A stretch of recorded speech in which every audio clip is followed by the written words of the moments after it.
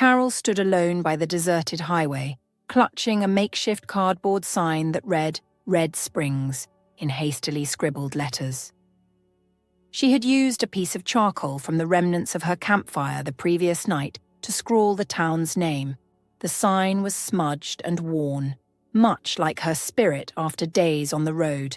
Only a few cars and the occasional semi-truck roared past her on this lonely stretch of road, none slowing down for a second glance. The emptiness around her was suffocating, the quiet so profound that it seemed to echo the vastness of her isolation. As she gazed into the distant horizon, her mind began to wander back to that fateful day, the one that changed everything.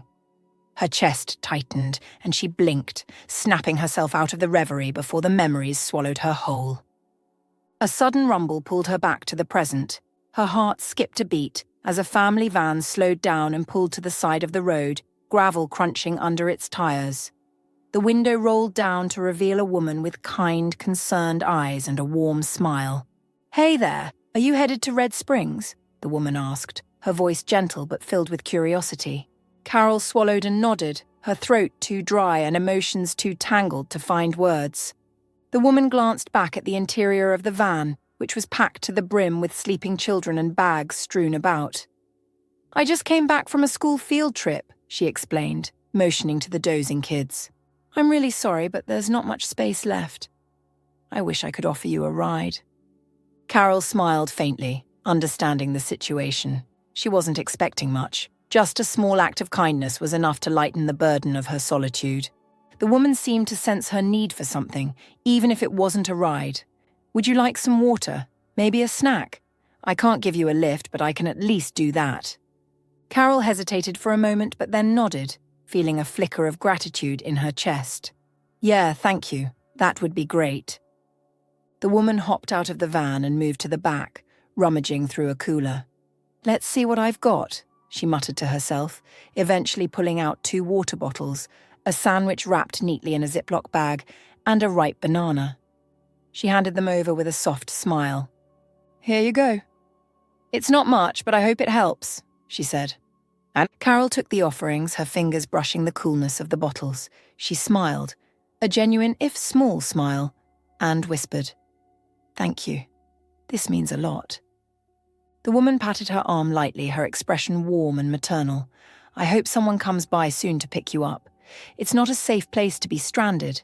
She gave Carol one last glance of concern before getting back into the van. "Take care of yourself," she called out as she pulled away, the van disappearing down the road in a cloud of dust. Carol stood there for a moment holding the water and food, feeling a strange sense of comfort despite her situation. The kindness of a stranger was sometimes all it took to remind you that you weren't completely alone in the world. Carol leaned her cardboard sign against her dusty backpack and decided it was time to take a break. The heat was relentless, and the stretch of highway seemed to go on forever, with no end in sight. She found a small patch of dirt and dry grass by the side of the sun-baked road and sat down, letting out a tired sigh. Facing away from the sparse traffic, she unwrapped the tuna sandwich she'd been given earlier. The first bite was simple but satisfying, and she washed it down with the cool water, savouring the relief it brought to her parched throat. In this heat, the water felt like a rare luxury. As she ate, something caught her eye on the horizon, a shimmering, distorted image, almost like a mirage. She squinted against the glare of the sun, her pulse quickening with cautious hope. It was a vehicle, its outline wavering in the distance, due to the heat waves rising from the asphalt. As it drew closer, Carol's heart sped up. She quickly stood, brushing off her pants, and tried to make herself as visible as possible. The vehicle soon took shape, an old beat-up Chevy pickup truck. Its faded green paint was chipped and worn, but the sight of it brought a spark of hope to Carol. The truck slowed down as it approached her, not even bothering to pull over to the shoulder. For a moment she held her breath, unsure of what to expect. The driver, an older man, leaned forward, the brim of his worn cowboy hat casting a shadow over his weathered face. His rough, sun-tanned skin suggested years of outdoor work, and his eyes, though partially hidden, seemed kind. "You looking for a ride, young lady?" he called out in a gravelly voice, a smile tugging at the corner of his mouth. Before Carol could respond, he added with a chuckle, "Hop in, but only if you've got a funny story to share." His laugh was warm, contagious, and immediately put Carol at ease. She felt her nervousness melt away, replaced by relief. The man leaned over and pulled the passenger door open from the inside, his hand rough with age and use. Carol beamed back at him, her face lighting up with gratitude. "Well, I might be able to think of one," she replied, slinging her backpack over her shoulder and hoisting it into the truck's cab. The weight of solitude, which had pressed down on her like the scorching sun, suddenly felt lighter, as if the simple kindness of a stranger could make the whole world seem less lonely. As she settled into the seat, the man tipped his hat slightly. "Name's Kevin Swisher," he said, his voice friendly and familiar. "Spent my morning out at one of the ponds near town, trying to catch some fish. Didn't have much luck, but it's the peace and quiet I'm really after these days." Carol smiled, already feeling a sense of ease around him. "Nice to meet you, Kevin." "I'm Carol," she said, buckling her seatbelt. "I could use some peace and quiet myself." Kevin laughed, the sound rich and full of life. "Well, we've got plenty of that around here," he said, shifting the truck into gear and pulling back onto the road. "So, what's your story, Carol? You heading somewhere special or just passing through?" Carol hesitated for a moment, glancing out the window as the endless road stretched ahead. "I'm headed to Red Springs," she said, her voice quieter now. "Just trying to figure a few things out along the way." Kevin nodded, sensing there was more to her journey than she was letting on, but he didn't push. Instead, he grinned and said, "Well, Red Springs is a fine place to figure things out. I'll get you there in no time." As they chatted, Carol eventually revealed her destination. "I'm heading to the Jacksons' old house," she said, glancing at Kevin to gauge his reaction. Kevin's brow lifted in surprise, his eyes momentarily flicking to her. "The Jacksons' place? Haven't seen anyone there in quite a while. I live just across the street from it, actually," he said, his tone curious. "You sure that's where you're headed?" Carol nodded, though there was a flicker of hesitation in her eyes. "Yeah, it belonged to my family." Kevin didn't press further but gave a slow nod of understanding. As they entered Red Springs, the small town's wide, welcoming streets stretched out before them, framed by tall, majestic pine trees. The trees cast dappled shadows on the road, and Carol found herself mesmerized by the quiet beauty of the place. The golden afternoon sun filtered through the branches, giving the town an almost dreamlike quality. Suddenly, the peaceful moment was interrupted by a loud, jarring screech as Kevin hit the brakes to slow down for a turn. The old Chevy groaned in protest, and Carol couldn't help but wince at the sound. "Yeah, I know," Kevin said with a sheepish grin, shooting her an apologetic look. "She's not as young as she used to be, but she gets me where I need to go." Carol smiled back, feeling a bit of warmth and ease from his friendly demeanor. "Welcome to Red Springs," Kevin declared proudly, gesturing to the right as they passed a row of modest houses. He pointed out a slightly run-down one, its peeling paint and overgrown yard standing in stark contrast to the well-kept homes around it. "That's the Jacksons' place."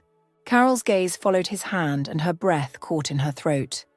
The house was smaller than she remembered from the stories, its once charming exterior now showing the wear of time and neglect. The yard was tangled with weeds, and the shutters hung crookedly, but there was something about it that felt familiar.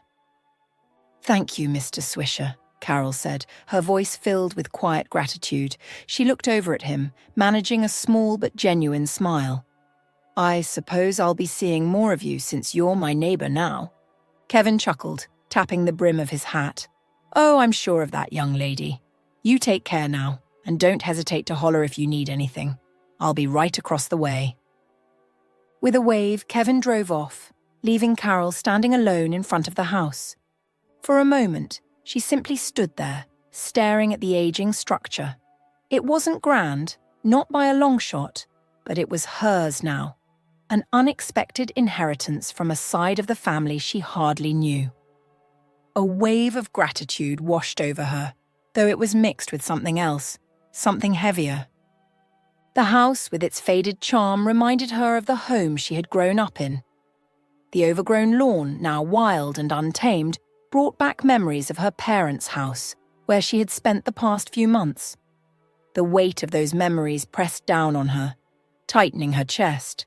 She could almost hear her mother's laughter, see her father tinkering in the garage. But they were gone now, both of them. Carol didn't need to settle in Red Springs or anywhere for that matter. She could have kept moving, let the open road become her refuge, free from attachments and the suffocating weight of her past. But after losing both of her parents so suddenly, the world had started to feel empty, purposeless. It was Aunt Misty, her mother's half-sister, who had convinced her to come here, to Red Springs, to live in the old family home. Aunt Misty, with her soft voice and caring eyes, had gently nudged her in this direction, reminding Carol that sometimes staying put and finding roots again could offer the kind of healing the road couldn't. Carol took a deep breath, staring at the house that now stood before her. She wasn't entirely sure this was what she wanted, but she couldn't deny that some part of her craved stability, something to anchor her in a world that had felt adrift since her parents' passing. Maybe this place, this quiet corner of the world, was what she needed. A place to heal, a place to stop running. With a heavy exhale, she grabbed her backpack and made her way toward the front door, the untamed grass brushing against her legs. She could hear the echo of her aunt's words in her mind, and though she wasn't sure of much, she knew one thing. For now, Red Springs would be home. Before Carol's world fell apart, she was hopeful. Her parents seemed to be on the right path, and she could finally focus on her own life, starting college. But fate had other plans. Carol grew up in a home where alcohol was a constant presence. Her father, Ben, a welder, and her mother, Judy, started small, but their drinking escalated over the years. When Carol was in 4th grade, her father came home too drunk to walk after learning that his construction crew wouldn't be paid for months. What began as occasional beers became a daily ritual. Soon, arguments filled their home. Judy, who never used to drink, began to drown her frustration in wine. What started as a glass after work turned into a bottle a day. Ben stuck to his beer, and by the evening both parents were intoxicated. Judy hid mini bottles of wine around the house, trying to mask her growing dependence. As Carol entered high school, her parents' drinking worsened. Their loud, drunken arguments embarrassed her in front of friends, and every attempt to talk to them was met with denial. Judy insisted that her drinking was just a way to unwind, and Ben enabled her buying wine and cigarettes. Whenever Carol expressed concern, they dismissed her, saying they weren't that kind of drunk. They weren't homeless or jobless. So in their eyes, there was no problem. But to Carol, the problem was undeniable. She couldn't stand seeing them drunk every night. By her sophomore year of high school, the tension reached a boiling point, and her parents briefly separated. Strangely, during their time apart, they didn't drink, which gave Carol hope. She convinced them to try rehab, and for a while it seemed to work. After months of sobriety, they reunited, promising they had changed. Carol believed them. She wanted to believe them. But what happened next would shatter her world entirely. Upon graduating from high school, Carol left for college, her heart lighter than it had been in years. The initial months were blissful. She excelled in her classes, made new friends, and was reassured by the news that her parents had stayed sober. For 6 months, life seemed to be on the right track. Carol frequently called home, her conversations with her parents warm and uplifting. Their voices, steady and clear, gave her hope that they had finally turned a corner. Then came her first spring break. Just as she was preparing for a week of relaxation, she received an unexpected call from the college office, asking her to come in immediately. A sense of dread crept over her. When she arrived, she was met with grave faces and a heartbreaking message. A fire had engulfed her family home. Her mind raced. "What about my parents?" she demanded, her voice trembling. But the office had little information. They urged her to return home as soon as possible. The drive back to her hometown was torturous. Fear gnawed at her, but a fragile thread of hope clung to the idea that her parents might have survived, even if injured. When she finally arrived, her worst fears were confirmed. Her parents hadn't made it. The truth unraveled in agonizing detail. After Carol had left for college, her parents had relapsed into their old drinking habits, hiding it from her during their cheerful phone calls. On the day of the fire, both had been intoxicated. They had fallen asleep with lit cigarettes, and the resulting blaze had taken both their lives. The weight of the tragedy crushed Carol. She had no idea how to continue living in a world that had suddenly become so dark and empty. Carol used what little money she had left to arrange her parents' funeral. With no home to return to and almost no financial support, she found herself at rock bottom. The only lifeline offered came from Aunt Misty, her mother's half-sister, who insisted that Carol stay at the family's old house in Red Springs. Now, standing at the entrance of Aunt Misty's house, Carol took a deep breath before pushing open the front door. The hinges creaked, and she was greeted by a cloud of dust, causing her to sneeze. The house, though sturdy, showed signs of long neglect. Faded wallpaper peeled at the edges, cobwebs draped the corners, and the faint smell of mildew hung in the air. Still, she was relieved to see some old furniture was still intact. An old wooden chair, a table, and a worn-out couch.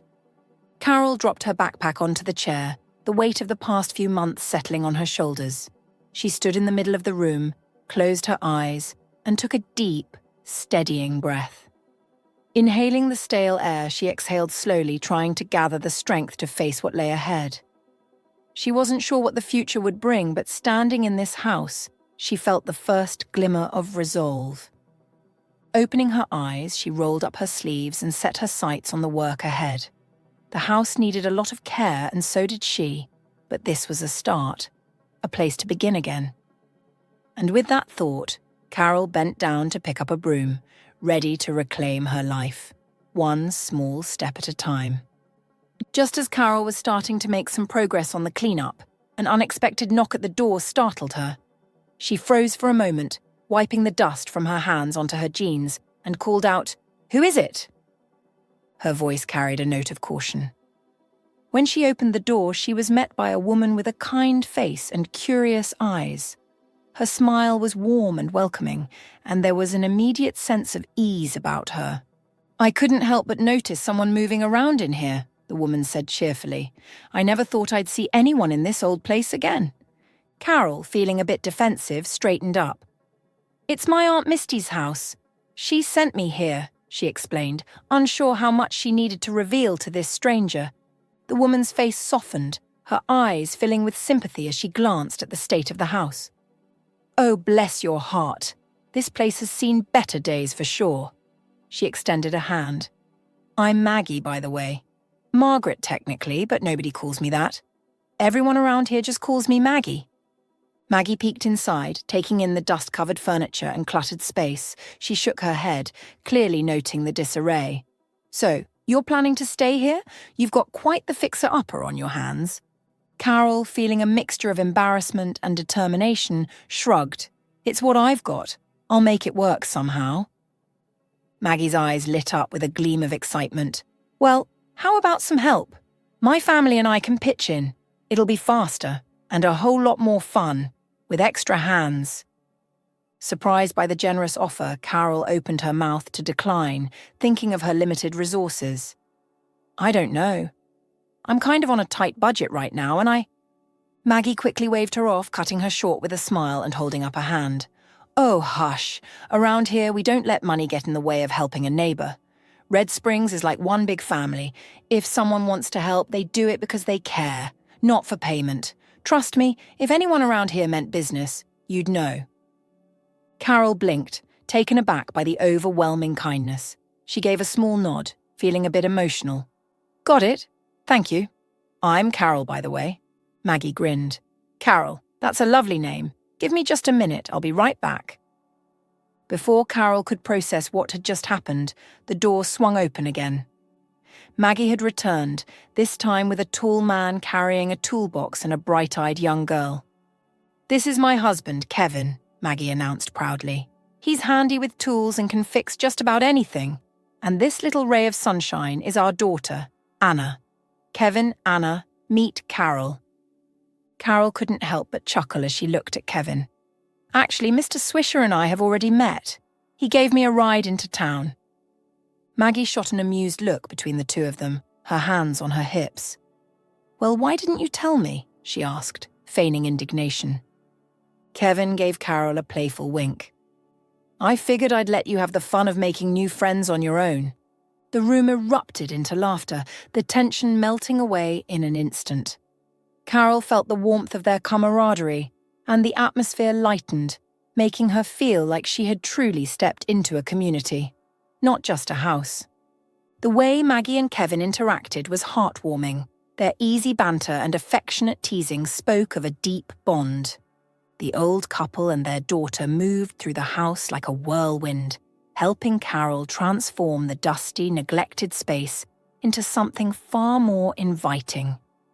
They were a lively, noisy trio, and their presence filled the house with warmth and energy, making Carol feel more at ease than she had in weeks.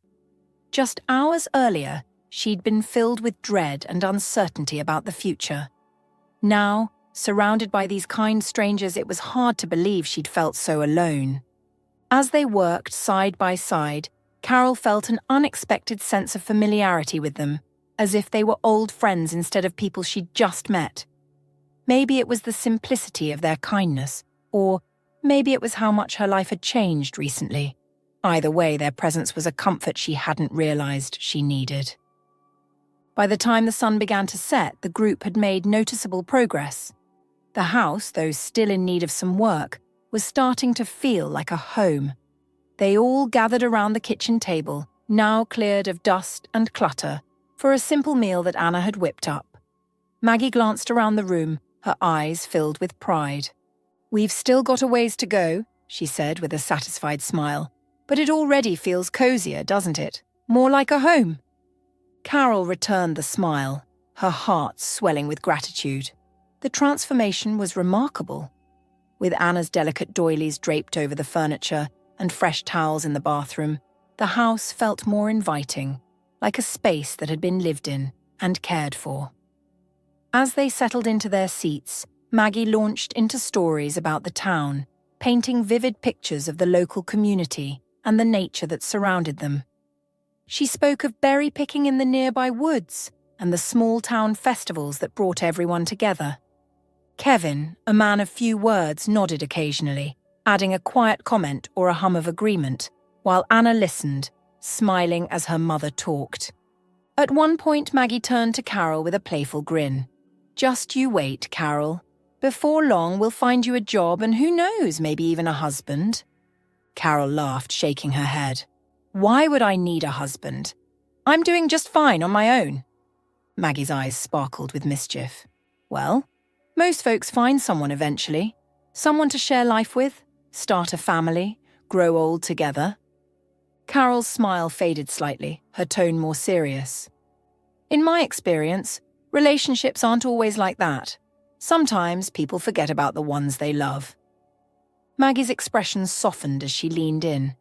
"I don't know everything about your past, but this town, it has a way of reminding people of the good in life. Give it some time." The conversation shifted after that, but Maggie's words lingered in Carol's mind. Over the next few days, she found herself settling into the rhythm of Red Springs.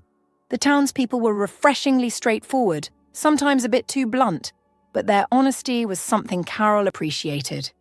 It meant she never had to guess at their intentions, and that brought a sense of peace she hadn't known in a long time. Before long, she landed a job at the local kindergarten, working as a nanny. The pay wasn't great, but it was enough to get by. And with the unexpected kindness that flowed from her new neighbours, home-cooked meals, hand-me-down clothes, and friendly visits, Carol found herself saving more than she spent. The town was becoming her home, in more ways than she'd anticipated. The people of Red Springs had a way of making Carol feel like she truly belonged. Just the other day, as she walked home from work, old Mr. Olson called out to her with his familiar, welcoming grin. "Finished for the day, Carol?" he asked, leaning on his cane, his eyes twinkling with warmth. "Yes, Mr. Olson," she replied, curious as to what he might want. "Well, why don't you stop by the house for a minute? We've got something for you," he offered, waving her over. Though tired from the day, Carol couldn't resist his invitation. When she reached the front of their home, Mrs. Olson was already there, smiling brightly. By her side were 2 large buckets, brimming with fresh vegetables. "Our garden's been good to us this year," Mrs. Olson said proudly, holding up a massive tomato. "Look at these beauties. If you can't eat them all, you can jar them up. There's nothing like the taste of homemade pickles when the winter sets in. Trust me." Carol stared at the overflowing buckets, momentarily overwhelmed. She wasn't sure how she would get through all of it, let alone where to begin. Sensing her hesitation, Mrs. Olson chuckled softly. "Don't you worry, dear," she reassured her. "Wayne," she gestured to her teenage grandson standing nearby, "will help carry them over to your place." And just like that, Carol found herself with more tomatoes and cucumbers than she knew what to do with. But that was the essence of Red Springs: generosity, community, and always lending a hand. In her short time in the town, Carol had experienced kindness at every turn. Maggie and Anna had even taught her how to tend to her own small garden. With Kevin's help and his trusty old tractor, the once neglected plot of land behind her house was now thriving. Carol had learned the basics of gardening, from watering to weeding, and felt a quiet pride as she harvested her first batch of vegetables. Even Maggie's overly enthusiastic rooster, who seemed to enjoy crowing directly beneath her bedroom window at dawn, had become part of her daily routine. With a rare free day ahead, Carol decided she'd spend the evening canning the vegetables from the Olsons, imagining the comforting soups and stews they'd become in the colder months. The thought of filling her pantry with jars of homegrown goods filled her with a sense of accomplishment. Yet, not everything in Red Springs was quite as open and friendly. In the sea of familiar faces and warm greetings, there was one neighbour who remained a mystery. Just next door to Carol's house lived Mrs. Thompson, an elderly woman Carol had yet to formally meet. She'd seen her a few times moving quietly around her property, but their only real interaction had been a brief exchange of glances across the yard. Carol couldn't shake the memory of Mrs. Thompson's sharp, penetrating gaze, a look that seemed to see straight through her. There was a feeling in the air that their paths would cross soon enough, but before that Carol had someone else to meet, a person she wasn't expecting, but whose presence would soon stir up new questions and answers alike. Carol had always found comfort in routine.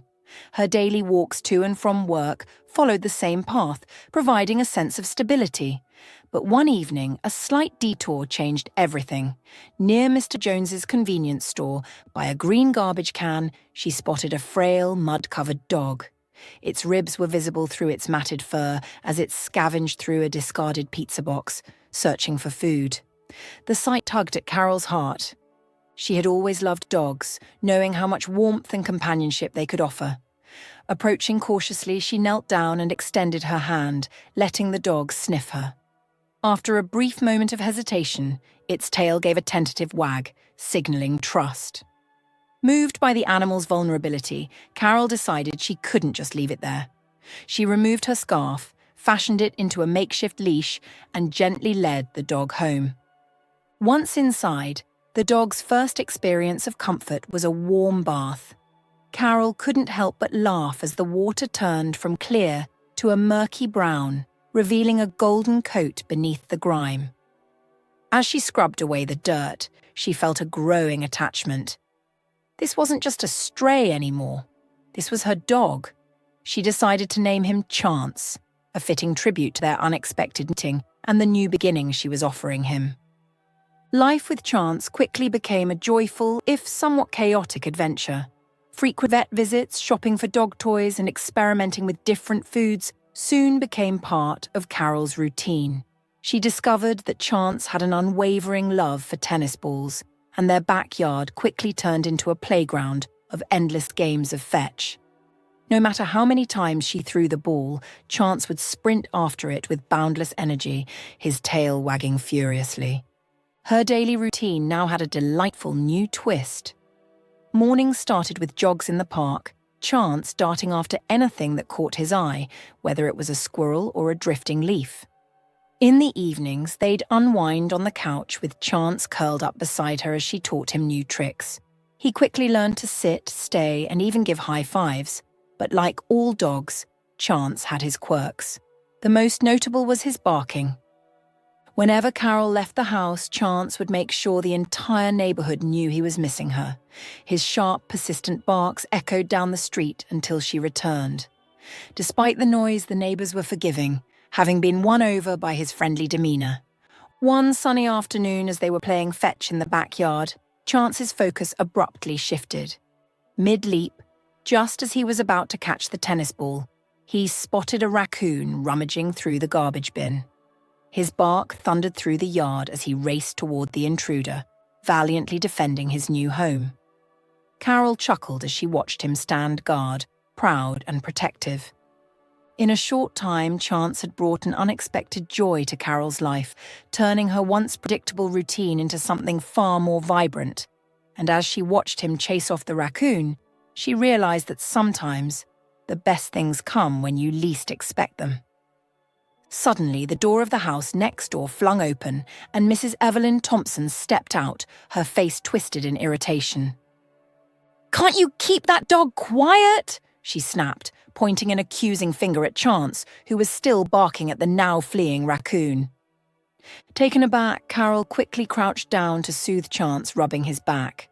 "I'm really sorry, Mrs. Thompson. He got startled by the raccoon, that's all." But Mrs. Thompson was clearly not appeased. She pursed her lips, her eyes narrowing in frustration, and turned to head back inside.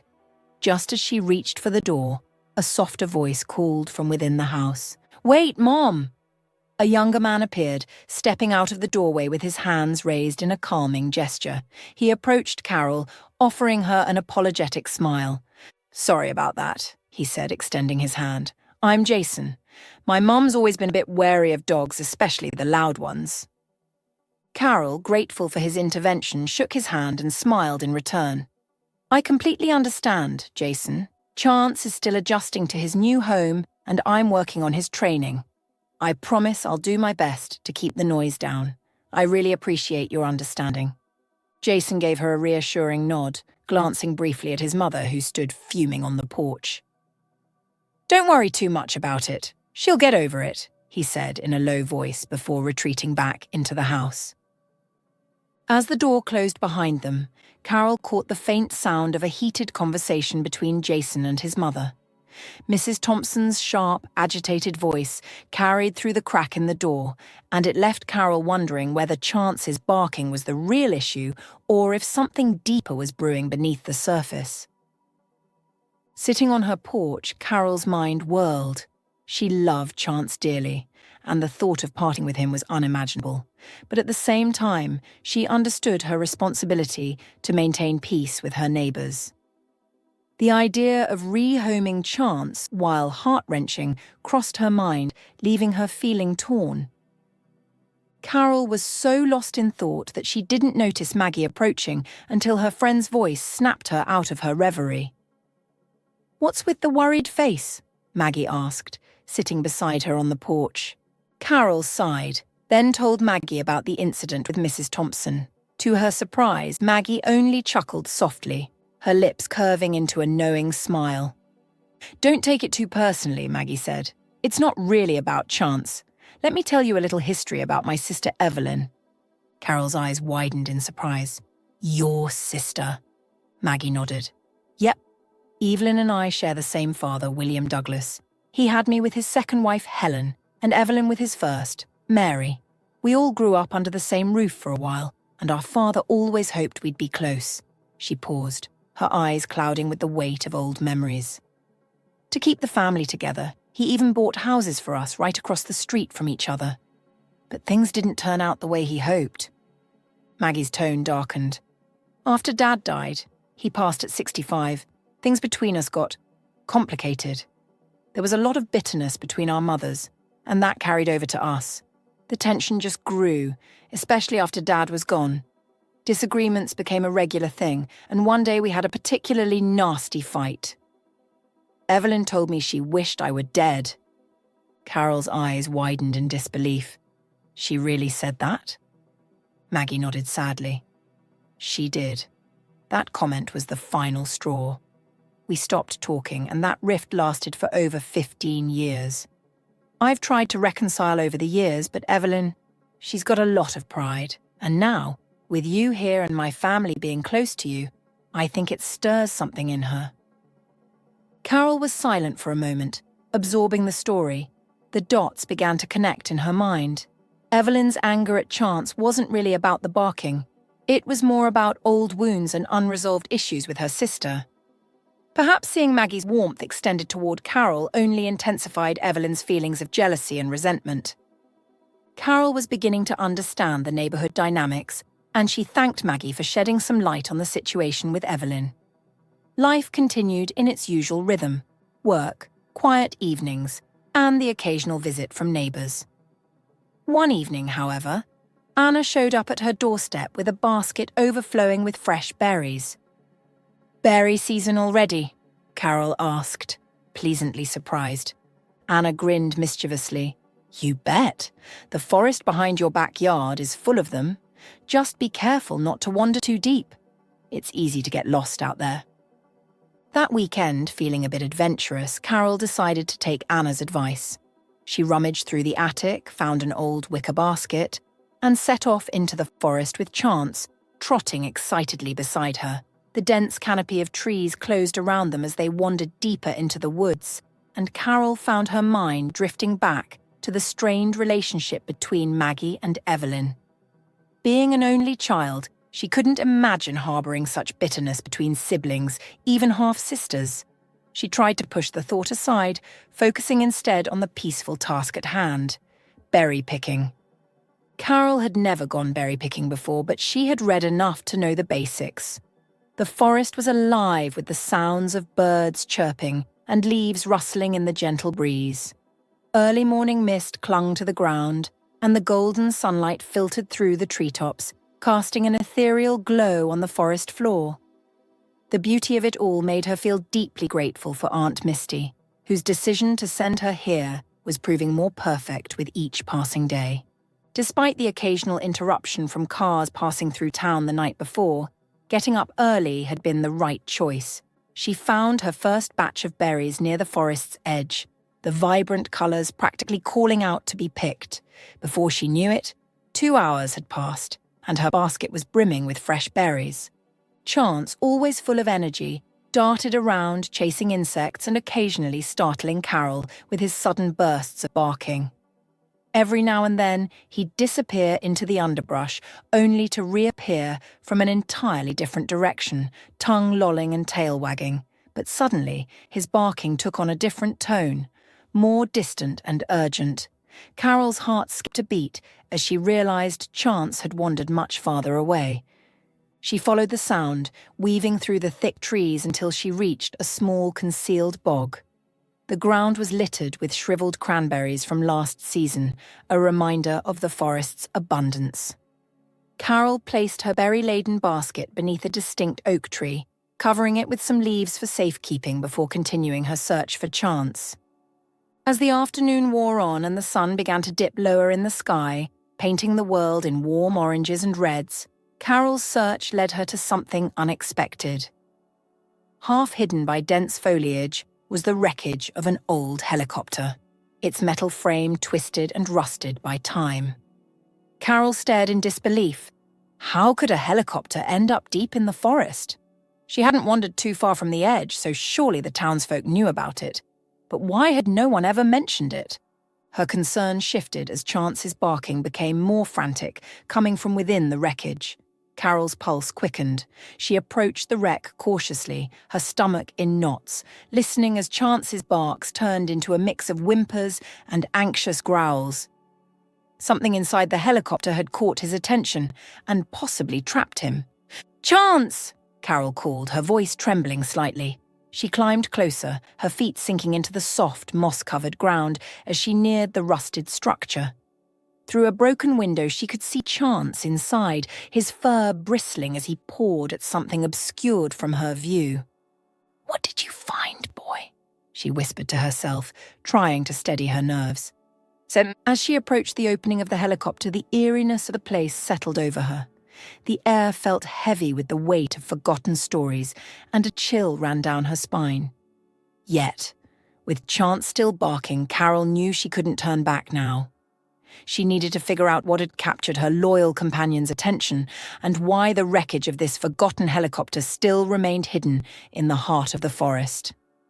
As Carol navigated around the old rusted helicopter, she ran her fingers over its corroded panels, wondering why it had been left abandoned in the forest for so long.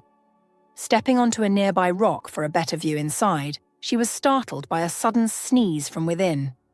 Her foot slipped, and she tumbled onto the soft forest floor. "Who's there?" she shouted, her heart pounding. Chance whined anxiously beside her, but no one responded. The sneeze had sounded small, like that of a child or a small animal. Summoning her courage, Carol got to her feet and climbed back onto the rock. As she peered into the darkened interior, her breath caught in her throat. Inside the wreckage sat a young girl, no older than 6, her eyes swollen and red from crying. She looked scared and disheveled, huddled in a corner. "Hey there," Carol said gently, trying to keep her voice calm. She reached out a hand toward the girl. "It's okay. I'm here to help. Can you come out?" The little girl hesitated before speaking, her voice barely above a whisper. I got stuck. I was curious about the helicopter and crawled inside, but I couldn't get back out." "Did you spend the whole night in here?" Carol asked softly. The girl nodded, tears welling in her eyes. "It got dark and I didn't know what to do. I was so scared." Carol's heart broke at the sight of the freed need shield.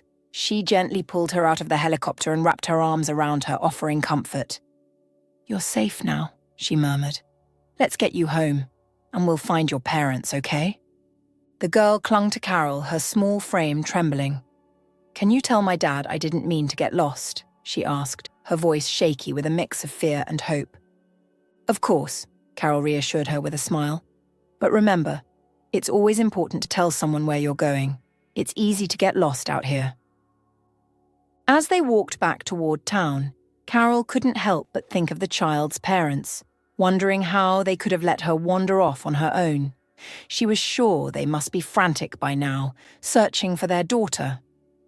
The little girl's name was Kelsea, and as they made their way out of the forest, Kelsea eagerly began to talk, perhaps in an effort to shake off her lingering fear. Kelsea explained that she lived in the city with her dad. After seeing pictures of the lake and its graceful swans, she had begged him to take her there. They had planned to visit the nearby forest to listen for cuckoos, but her dad had been too busy with work. Impatient and excited, Kelsea had decided to explore the woods on her own. As Kelsea recounted her little adventure, Carol listened with a mix of concern and admiration for the girl's bravery.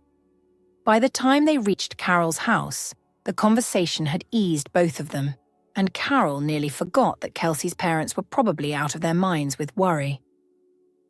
"Let's get you cleaned up and fed, then we'll figure out how to get in touch with your dad," Carol said, leading Kelsea inside. She couldn't shake the feeling that while Kelsea's curiosity had gotten the better of her, her father needed a reminder about keeping a closer watch on his daughter. Being a parent wasn't just about providing, it was about ensuring their safety too. Before doing anything else, Carol knew she needed to get some food into Kelsea. The little girl looked exhausted, and after only a few spoonfuls of soup, her eyes drooped shut as she curled up on the couch. Carol gently draped a blanket over her, watching as Kelsea fell into a deep sleep. For a moment, Carol stood there thinking about the best way to handle the situation. She decided to turn to Maggie, who always seemed to know what was going on in town. When Carol told her about Kelsea, Maggie's eyes widened with alarm. The poor thing! The whole town's been in an uproar looking for her. Her father's frantic. Maggie quickly grabbed her phone. I'll call the police. They've been searching for hours. Within minutes, police cars arrived at Carol's house, lights flashing but sirens off. Carol rushed outside to meet them, signaling for them to be quiet to avoid waking Kelsea. She explained how she had found the girl in the abandoned helicopter deep in the woods, and the officers listened intently, taking notes and radioing the news back to their station. As the police finished taking her statement, a pickup truck sped into the driveway, screeching to a halt.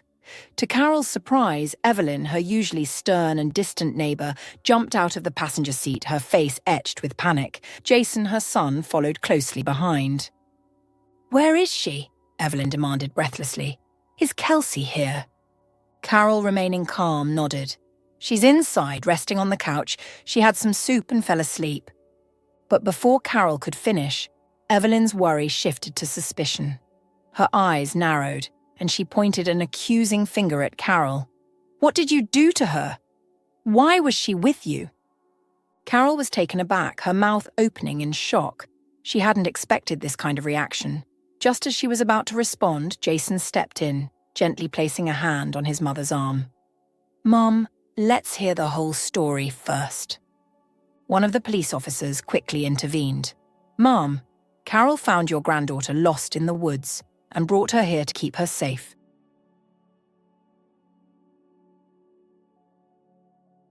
"She's the reason Kelsea is okay," Carol added, trying to ease the tension. "Actually, it was Chance who found her first. He led me to her." Evelyn's expression shifted from anger to confusion. "Chance?" At the sound of his name, Chance bounded over, wagging his tail and nuzzling Evelyn's hand. For a moment, she stared at the golden dog.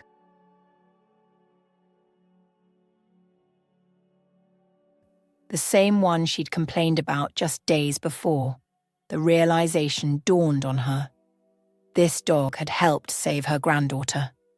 Her hardened expression softened, her eyes filling with tears. "I'm sorry," Evelyn whispered, her voice trembling.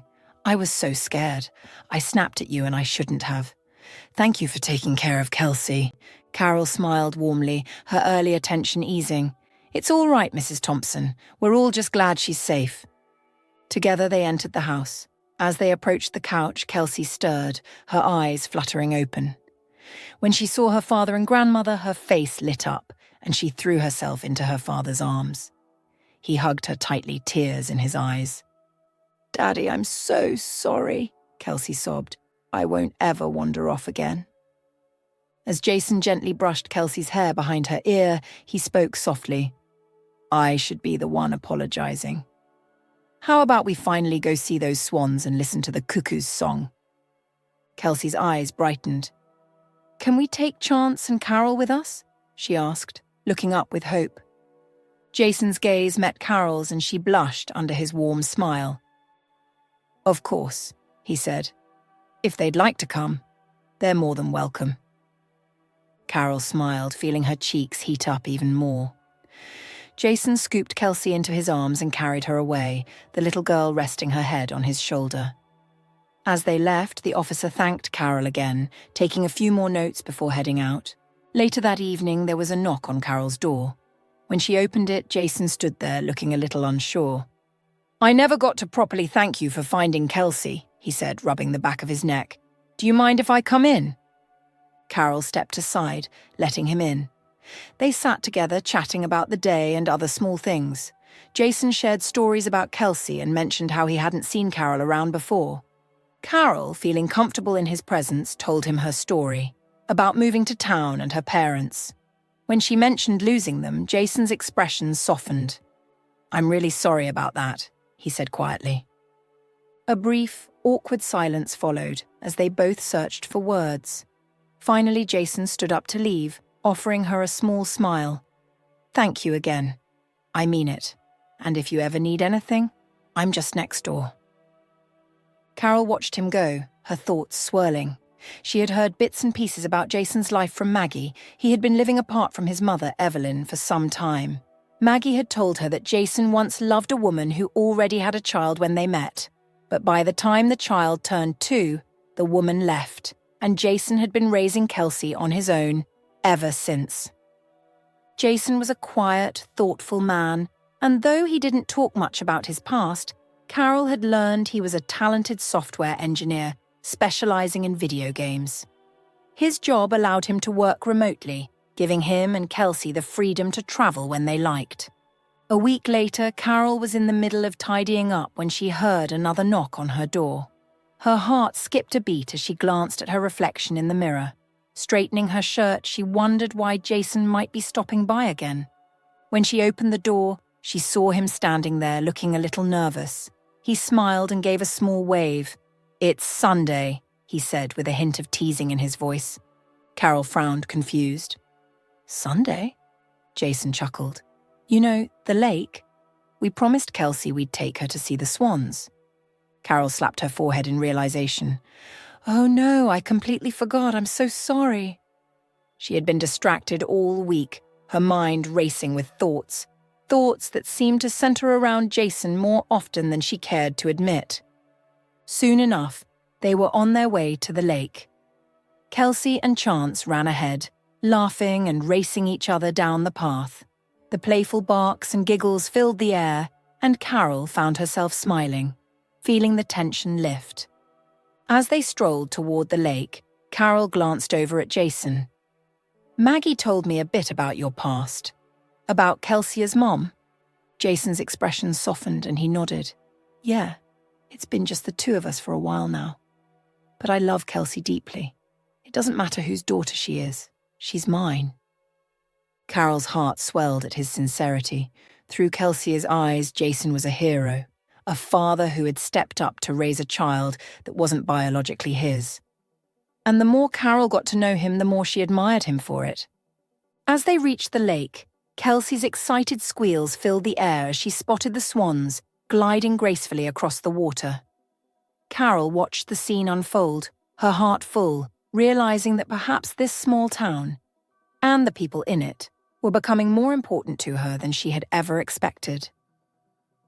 Here's an improved and more detailed version of your story with added dialogue and description. As they strolled along the path, Carol, who wasn't very tech-savvy, listened with polite interest to Jason's stories about gaming. Kelsey, however, interrupted with a playful grin. "Dad, Carol doesn't play video games, remember? I already asked her." Jason chuckled, giving Carol an apologetic look. "Oh, you're right, Kelsey. Sorry, Carol. I guess I'm a bit rusty at making small talk. It's been a while since I've done this." Carol smiled, feeling her earlier nervousness start to fade. "No worries," she said. "Honestly, I wouldn't mind learning more about them. But I think I'm more curious about, I don't know, something like the length of a swan's neck." Jason's eyebrows raised in amusement. "The length of a swan's neck? That's definitely not something you hear every day." The conversation began to flow more naturally, weaving between quirky topics like the best time to watch a sunset, and even Kelsey's imaginative theory about whether aliens could feel love. As they reached the serene edge of the lake, they found a quiet spot and settled down. Carol pulled out the sandwiches she had packed, and their appetites immediately kicked in after more than an hour of walking. "These look amazing," Jason said, taking one from the basket. Kelsey and her dog, Chance, didn't wait to sit. The pair raced around, chasing each other with the boundless energy that only children and dogs seem to have. Carol sat back, watching them, but her thoughts kept drifting. There was something weighing on her mind, a strange feeling that tugged at her. She glanced at Jason, unsure whether to say anything, but her curiosity about the mysterious helicopter wouldn't leave her alone. She had seen it that day in the forest, and the image still lingered in her mind. But she didn't want to bring up painful memories, especially the one about his daughter's fate. As if sensing her inner turmoil, Jason suddenly broke the silence. "You've been wondering about the helicopter, haven't you?" Carol looked at him, startled. She hadn't expected him to bring it up so casually. I didn't want to pry. It's just that it seemed so out of place. Jason's expression grew more somber. He gazed out over the water, his voice quiet but steady. It's okay. You're not the first to ask. The helicopter had a grim and unsettling history, one tied to a lesser-known chapter of US history in the early 1970s. Back then, the government had been engaged in a covert war on organized crime. It wasn't just the well-known mafia families, but a growing network of corrupt law enforcement officers, business moguls, and even politicians who were deeply entangled in smuggling operations and illegal deals. One such operation, run out of the remote mountains of Appalachia, involved the transportation of high-value goods, including narcotics, weapons, and stolen assets, using untraceable privately owned helicopters. The helicopter that now lay forgotten in the dense forest had once been a part of this underground network. It had been used to ferry contraband across state lines, flying low to avoid detection by radar. The crew, made up of former military pilots who had fallen on hard times, worked for a criminal syndicate that operated just outside the reach of federal law enforcement. They were skilled, and for years they had managed to evade authorities, making their secretive flights deep into the wilderness without issue. But one night in 1973, something had gone terribly wrong. A federal task force, having tracked the movements of the syndicate for months, had been ready to strike.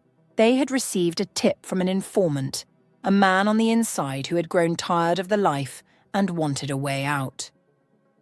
The informant revealed that a helicopter carrying a particularly valuable shipment was set to land in a remote clearing deep in a national forest.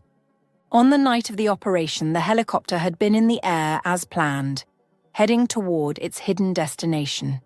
But the task force had miscalculated. Expecting a small exchange, they hadn't realized just how deeply the syndicate was embedded in the area. As the helicopter made its approach, they had been ambushed, not by federal agents, but by members of a rival criminal faction who had also learned of the operation through the informant, who had been playing both sides. A brief, intense firefight had broken out in the middle of the forest, and in the chaos, the helicopter had been hit. The pilot had tried to make an emergency landing, but lost control, crashing into the trees. The rival faction, realizing the situation was about to spiral out of control, had fled the scene, leaving the helicopter wreckage and its cargo behind. By the time the authorities arrived, the crash site was cold.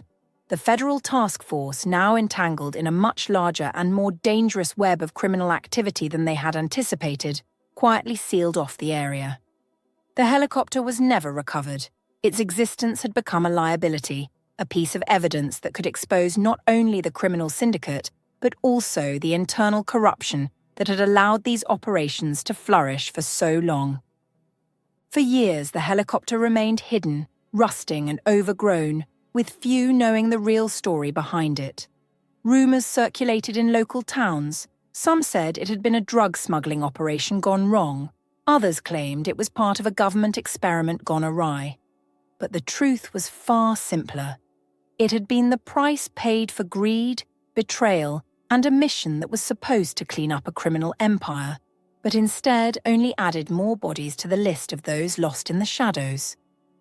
Carol was so absorbed in the conversation that she didn't realize they were already approaching her house. They stopped in front of her door, exchanging smiles that lingered longer than either expected. Their goodbyes stretched out as if neither really wanted the moment to end. Kelsea clung tightly to Carol, wrapping her small arms around her in a way that showed she didn't want to let go. "I'll miss you, Carol," she said with a hint of sadness. Carol gently stroked Kelsea's hair, smiling warmly. "I'll miss you too, Kelsea. But we'll see each other soon, okay?" Jason stood by, watching with a soft expression. He wasn't in any rush to leave either, his usual guarded demeanor relaxed. "Thanks for today, Carol," he said quietly. "It's been a while since we've had a day like this." Carol nodded, feeling a strange mix of emotions she couldn't quite place. It was really nice, wasn't it? After what felt like an eternity, Kelsea finally let go, and together with her father, they slowly walked away toward Evelyn's house. Carol stood at her doorway, watching them for a few more moments, a newfound warmth settling in her chest. She smiled to herself, feeling something she hadn't in a long time: contentment. Just as she was about to step inside, a familiar voice interrupted her thoughts. "You see? This town really does have everything," came Maggie's teasing voice from behind. Carol turned, spotting Maggie leaning casually against the fence, a mischievous grin on her face. "Oh, Maggie, stop it!" Carol laughed, shaking her head. "Jason and I are just friends thanks to Kelsea. Don't start making assumptions." Maggie raised an eyebrow, clearly not convinced. "Just friends, huh? I saw the way you two were looking at each other. Didn't I tell you that you might find your soulmate in this little town?" Carol's cheeks flushed pink as she glanced toward the road where Jason and Kelsea were still within sight, thankfully out of earshot. Even though they couldn't hear, the thought of Maggie's teasing made her feel self-conscious. All right, Maggie said, holding up her hands in mock surrender. "I'll stop, but don't say I didn't warn you when things start heating up." She winked, her grin widening. Carol couldn't help but laugh, though she felt her face grow warmer. "You're impossible, you know that." Maggie smiled knowingly. "I've been told." After a pause, Carol's expression softened. "Honestly, Maggie, thank you. Since I've come to this town, it's like everything's been falling into place. Everyone's been so kind, including you." Maggie's playful demeanor shifted to one of sincerity. "You deserve it, Carol. You fit right in here, and you've brought your own light to this place." They continued chatting for a while longer, the conversation shifting from light-hearted banter to deeper topics about life in the town and the future. Eventually, Maggie glanced at her watch and sighed. "I should get going, but we'll catch up soon." Carol waved as Maggie disappeared down the street, then stepped back into her home. She closed the door behind her and looked around her living room, feeling a deep sense of satisfaction. Everything felt different now, brighter. Her house, once a place of quiet solitude, had become a space full of warmth and potential. As she sat down, her thoughts returned to Maggie's words. She realized she hadn't properly thanked her for everything she'd done, not just today, but ever since she arrived. A smile crept onto Carol's face as an idea started to take shape. She would find a way to show her appreciation, and she already had the perfect plan forming in her mind. The following day, Carol knocked on Maggie's door, her heart racing slightly. "I was wondering if you could help me prepare a special dinner," she asked with a smile. Maggie raised an eyebrow, intrigued. "A special dinner, huh? What's the occasion?" "I've invited a couple of guests," Carol hinted, her eyes twinkling with a hint of mischief. Maggie, catching on to the implication, smiled knowingly. "Ah, I see," she replied, rolling up her sleeves. "Let's get to work." That evening, the house was warm with the smell of cooking and soft chatter. Jason and Kelsea were supposed to be Carol's honoured guests, but there was more at play. As they settled in, Carol pulled Jason aside and quietly shared her plan. Jason listened, a slow smile spreading across his face. "I'll be right back," he said, slipping out the door and making his way to his mother's house. When he finally convinced Evelyn to join them, it wasn't without some resistance. "No, Jason, we should be the ones hosting, not her." "Why did you even agree to this?" Evelyn complained, pulling on her jacket begrudgingly.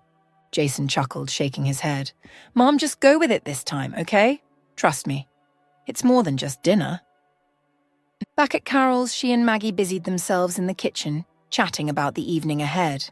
They'd set up the dining area in the cozy living room, the table elegantly arranged with candles flickering in soft light. When Jason returned with Evelyn and Kelsea, he guided them to their seats with a warm smile. "I'll be right back," he said before heading into the kitchen where Carol and Maggie were adding the finishing touches to the meal. Maggie turned and smiled as Jason entered, wiping her hands on her apron. "Everything's ready," she said, picking up a bowl of fresh salad and walking toward the dining area. When she spotted Evelyn, she hesitated, unsure for a moment. Evelyn, noticing Maggie, froze as well. An awkward silence hung between them until Jason and Carol entered the room, their faces bright with anticipation. "Please, Maggie," Carol said gently, gesturing toward an empty seat at the table. "Join us." Maggie blinked in surprise, glancing down at her apron and wet hands. "Me?" she asked, caught off guard. She had assumed she was here to help, not to dine. Jason stepped forward, his eyes kind. "Yes, you, sit down. This dinner is for all of us." With a small, hesitant smile, Maggie removed her apron, wiped her hands, and sat down at the table. It wasn't until that moment that she realized she wasn't just here to help, she was a guest. She exchanged a grateful glance with Carol, her heart swelling with appreciation. Facing Evelyn and Maggie, Jason took a deep breath. "Mom, Aunt Maggie," he began, pausing to let his words sink in, "I believe it's time we put the past behind us." Evelyn's eyes immediately filled with tears, though she tried to maintain her composure. The years of unspoken hurt between the two sisters seemed to hang in the air like a heavy cloud. Carol, sensing the delicate moment, moved to Evelyn's side. Gently, she took Evelyn's hand and pulled her into a soft embrace. "Let it go," Carol whispered. "It's time." Jason caught Maggie's eye and nodded encouragingly. With slow, hesitant steps, Maggie stood up and walked toward her sister. After what felt like an eternity, she extended her arms. Evelyn, trembling, stood as well, and the two women, after 20 long years, fell into each other's arms in a heartfelt hug. The room filled with the sound of quiet sobs as the sisters clung to each other, their tears speaking more than words ever could. Jason, watching the emotional reunion, felt his own tears well up. He looked at Carol, his heart full, and as if by instinct his hand brushed against hers. Carol felt the touch, and her fingers slowly intertwined with Jason's. They stood there, hands gently squeezing, sharing a quiet moment of understanding amidst the reunion unfolding before them. Jason smiled through his tears, glancing at Carol with gratitude. "Thank you," he whispered softly. Carol looked up at him, her eyes glistening, and smiled. At that moment, something indescribable filled her heart, a warmth that spread through her whole being. She felt a happiness so deep, it was almost overwhelming. And in Jason's quiet, grateful gaze, she found a connection she hadn't realized she'd been missing. As the room settled into a comfortable quiet, filled with love and new beginnings, Carol knew that something had shifted, not just for the sisters, but for her and Jason as well. The dinner that evening was filled with warmth and laughter. Maggie and Evelyn chatted non-stop, catching up on lost time as if the years of silence between them had melted away. It was a cozy scene, filled with the kind of conversations that only sisters could have, reminiscing about their childhoods, old friends, and all the small moments they'd missed. The night carried on with ease, and the bond between them grew visibly stronger. From that day forward, Jason and Carol began spending more time together, their connection deepening with each passing moment. Whether they were taking long walks by the lake, sharing quiet evenings over tea, or simply enjoying each other's company, it became clear that something beautiful was blossoming between them.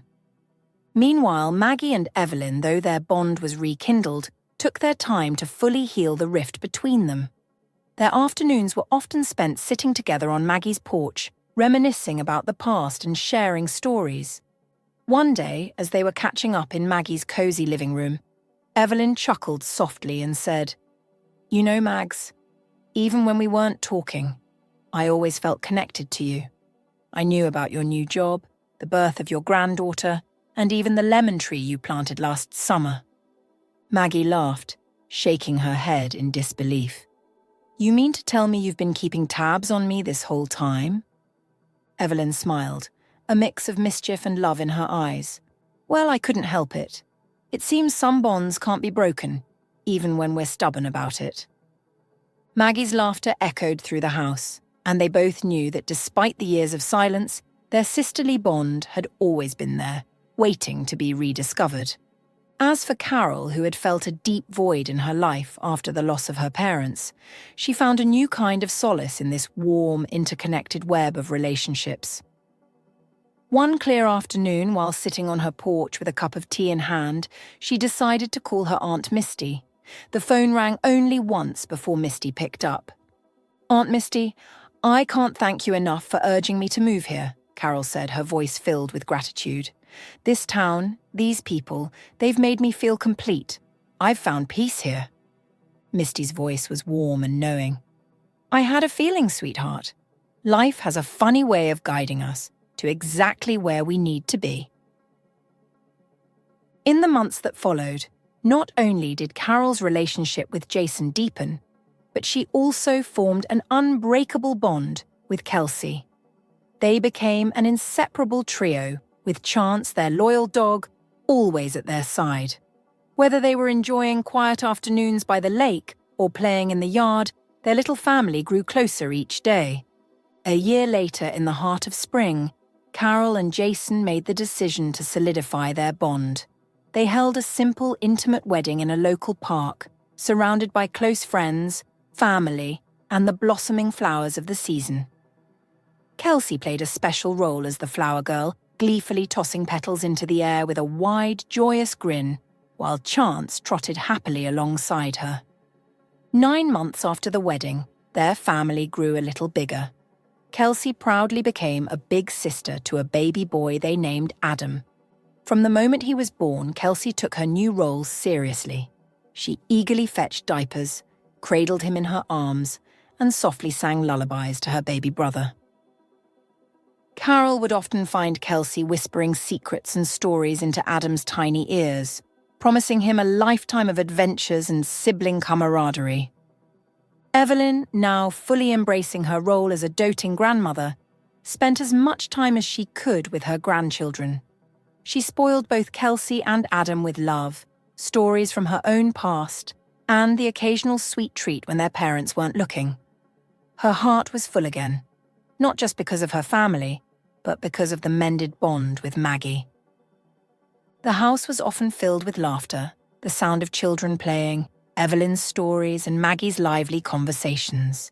It was a place of warmth, where the past was forgiven, and the future was bright with possibility. Carol, Jason, and their little family had found not just a home, but a community of love, healing, and new beginnings. Together they continued to dream, laugh, and create memories that would last for generations to come. Thank you for listening to this story. Please share your thoughts in the comments.